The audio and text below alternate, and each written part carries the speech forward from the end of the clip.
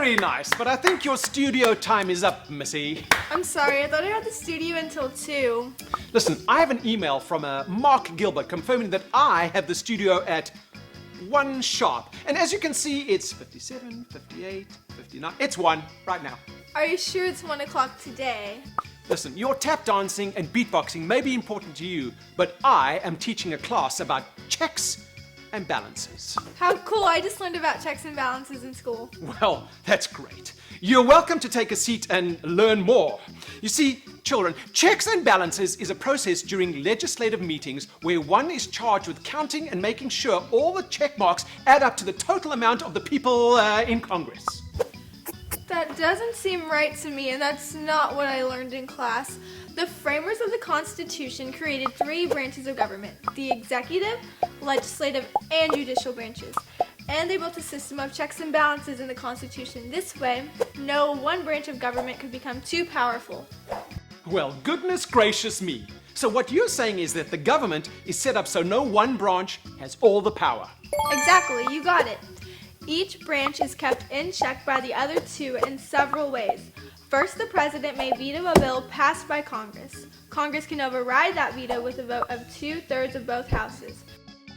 Another example is that the Supreme Court can declare that a bill passed by Congress and signed into law by the president unconstitutional.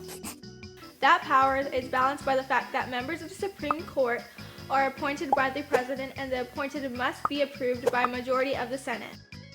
Exactly, that's precisely what I said from the get-go. Each branch of the government is kept in check by the other 2 branches in several different ways. Exactly, you got it. Each branch can exercise checks or controls over the other branches. Even though the branches of government are separate, they rely on one another to perform the work of government. Checks and balances in the Constitution are designed to help make sure that the branches of the government work together. For example, both the executive and judicial branches depend on Congress for funding. Another example is that the president can negotiate a treaty with a foreign country, but that treaty has to be approved by 2/3 of the Senate. Ooh, like I'm negotiating with you on studio time.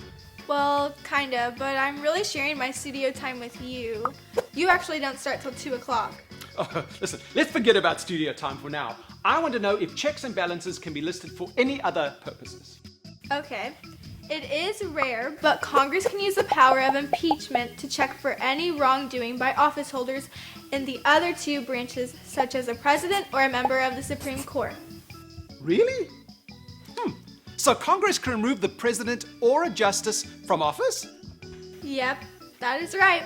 It is a 2-stage process that begins in the House of Representatives with an inquiry to see if there is wrongdoing. If the House finds wrongdoing by a majority vote, then the Senate tries the official. If he or she is convicted in the Senate by 2/3 vote, then he or she is removed from office.